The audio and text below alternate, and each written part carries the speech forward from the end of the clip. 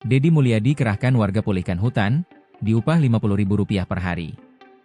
Pemerintah Provinsi Jawa Barat akan melibatkan peran masyarakat sebagai garda terdepan dalam pemulihan hutan di wilayah tersebut. Gubernur Jawa Barat Deddy Mulyadi menegaskan bahwa mulai Desember 2025, masyarakat akan diberdayakan untuk merawat hutan yang rusak dan setiap orang akan dibayar Rp50.000 per hari.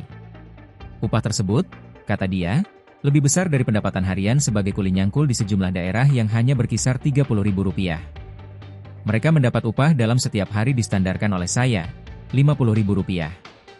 Itu lebih mahal dibanding upah nyangkul di daerah tertentu yang hanya Rp30.000.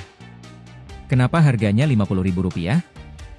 Agar banyak rakyat yang dilibatkan, ucap Deddy dalam keterangan tertulis yang diterima Kompas.com, Selasa, 2 Desember 2025. Mantan Bupati Purwakarta itu menekankan bahwa tujuan dari penanaman hutan yang rusak untuk menekan potensi terjadinya bencana alam. Lebih lanjut, penanganan hutan rusak akan dilakukan secara bertahap dengan menanam pohon dan merawatnya secara optimal. Jawa Barat kondisi hutan yang betul-betul masih hutan kan 20% lagi. Sementara, 80% kan dalam keadaan rusak, katanya. Ia menjelaskan bahwa setiap hektar hutan akan dikelola oleh 2 warga yang bertugas menanam kemudian merawat pohon hingga kokoh dan kuat.